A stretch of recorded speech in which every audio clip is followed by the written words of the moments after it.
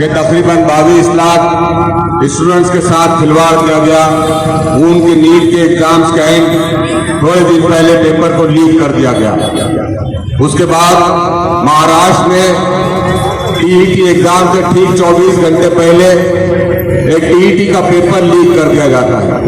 अभी तक इस मामले में चंद ही लोगों को गिरफ्तार किया गया, जबकि ये कोई सिंडिकेट है, ये कोई मामूली सिंडिकेट नहीं है। इसके पीछे कहीं ना कहीं बड़े लोग मौजूद हैं। महाराष्ट्र के शिक्षण मंत्री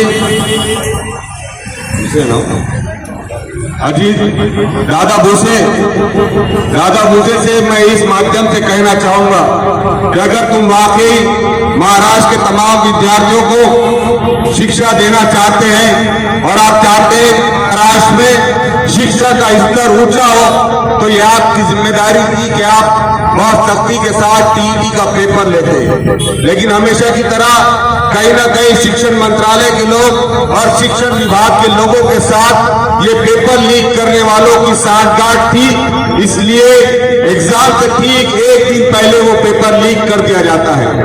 इससे होता क्या है, इससे सिर्फ पेपर लीक नहीं होता है, 6 लाख विद्यार्थियों का भविष्य दांव पर नहीं लगता है, बल्कि महाराष्ट्र सरकार को समझने की जरूरत है कि वो जो टीचर आने वाले दिनों के अंदर तुम्हारे और हमारे बच्चों को पढ़ाने वाले थे, वो कहीं ना कहीं तुमने पेपर लीक के जरिए उसमें ऐसे लोगों को भर्ती का मौका दिया जो आसानी से पेपर पास करके कल हमारे भविष्य में हमारे बच्चों के साथ खिलवाड़ करने वाले थे। अगर महाराष्ट्र सरकार वाकई संजीदा है और वो चाहती है कि महाराष्ट्र का बच्चा पढ़े लिखे, अच्छे शिक्षक मैदान में आए, अच्छे स्कूल बने और उन स्कूलों में शिक्षा का स्तर बेहतर हो, तो उसकी जिम्मेदारी थी कि वो इस मामले में सख्त से सख्त कार्रवाई करती। लेकिन ये सत्ता में बैठे लोग ये सिर्फ सत्ता में धंधा करने का काम कर रहे हैं। इन्हें महाराष्ट्र की जनता से या महाराष्ट्र के विद्यार्थियों से इन्हें कोई लेना देना नहीं है। इसीलिए ये वक्त है कि महाराष्ट्र की जनता को जागना पड़ेगा, चाहे महाराष्ट्र की जनता हो या महाराष्ट्र का विद्यार्थी हो, महाराष्ट्र का स्टूडेंट हो, हर किसी को सड़क पर आना पड़ेगा, वरना इसी तरीके से पेपर लीक होते रहेंगे तो इस देश का आगे भविष्य कहा जाएगा कोई नहीं बता सकता। मजलिस इत्तेहादुल मुस्लिमीन हमेशा ये कोशिश करती रही है कि वो उन मुद्दों को लेकर सड़कों पर उतरे।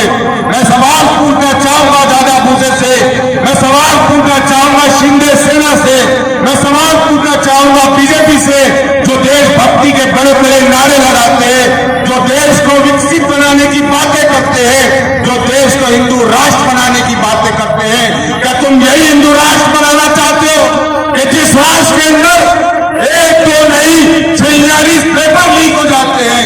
क्या तुम ऐसा हिंदू राष्ट्र बनाना चाहते हो कि जहां एग्जाम से 24 घंटे पहले पेपर लीक कर दिए जाते हैं?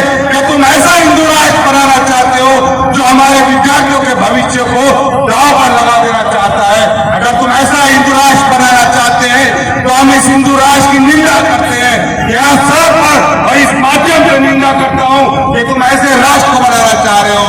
दरअसल इस देश को दहशतगर्द खोखला नहीं कर रहे हैं, टेररिस्ट खोखला नहीं कर रहे हैं, इस देश को वो लोग खोखला कर रहे हैं जो अंदर ही अंदर बैठकर देश को कमजोर कर रहे हैं। देश में पेपर लीक को लीक करवाना, देश में पेपर को लीक करवाना ये किसी दहशतगर्दी से कम नहीं है, ये आतंकवादी घटना है। ये आतंक फैलाते हैं इस जातियों के दरमियान, ये स्टूडेंट्स में आतंक फैलाते हैं, ये उनमें डर पैदा करते हैं, ये उन्हें कहीं ना कहीं गैर महफूज होने का एहसास दिला रहे हैं। इसलिए भारत सरकार को, महाराष्ट्र सरकार को, और अगर ये दोनों सरकारें सोचती है तो सुप्रीम कोर्ट के इस मामले में सुमोटो लेकर ऐसे तमाम लोगों के ऊपर कार्रवाई करने की जरूरत है। और आखिर में कहना चाहूंगा कि वो सरकारें, चाहे वो उत्तर प्रदेश की सरकार हो, चाहे हमारे देवेंद्र फडणवीस की सरकार हो, एक मतीन नगर सेवक का घर गिरा दिया गया, उसपे झूठा आरोप लगाया गया कि उसने गिरफ्तार बना दी थी। उसने गुनाह किया था नहीं किया था ये तो आने वाला वक्त बताएगा, लेकिन ये तुम्हारी सरकार में, तुम्हारे मंत्रालय के अंदर, तुम्हारे आपकी व्यवस्था के अंदर लोग तुम्हारे महाराष्ट्र को कमजोर कर रहे हैं। क्या ये आतंकवादी घटना नहीं है? क्या ये देश के विद्यार्थियों के साथ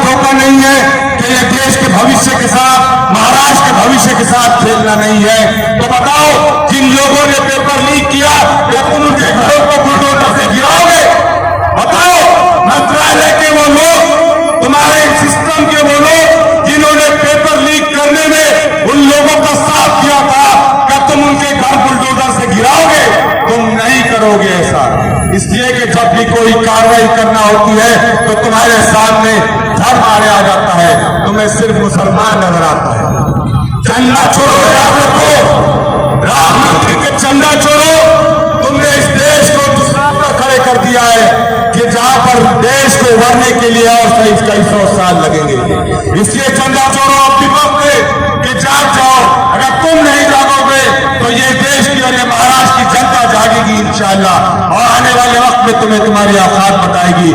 मैं इस माध्यम से, मैं मजलिस इत्तेहादुल मुस्लिमीन के इस माध्यम से सरकारों से ये अपील करता हूं, उन्हें ये चेतावनी भी देता हूं कि ये पेपर लीक के मामला को जल्द अज जल्द खत्म करें, पेपर लीक करने वालों के ऊपर सख्त कार्रवाई करें, उनके घरों को बुलडोजर से गिराए, और अगर बुलडोजर से नहीं गिरा सकते तो पेपर लीक की आड़ में करोड़ों रुपए कमाने वालों ने जितनी प्रॉपर्टीज बनाई है, चाहे वो दादा भूसे हो, चाहे वो मंत्री हो, चाहे वो मंत्रालय का कोई अधिकारी हो, या फिर वो पेपर लीक करने वाले आतंकवादी हो, उनकी प्रॉपर्टीज को सीज किया जाए।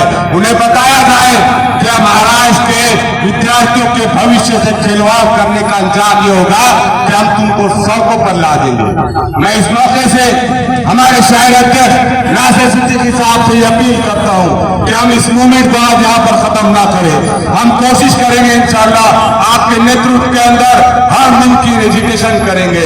यहाँ पर हमारे विरोधी पक्ष नेता समीर साजिद साहब है, और विद्यार्थी, हमारी जो सेना है, विद्यार्थी विंग है, हमारी स्टूडेंट विंग, उसके जिम्मेदार यहाँ पर मौजूद है कुणाल खरा साहब। आपसे दरखास्त है कि इस मूवमेंट को औरंगाबाद तक महदूद न रखे, पूरे महाराष्ट्र में इस मूवमेंट को खड़े करें।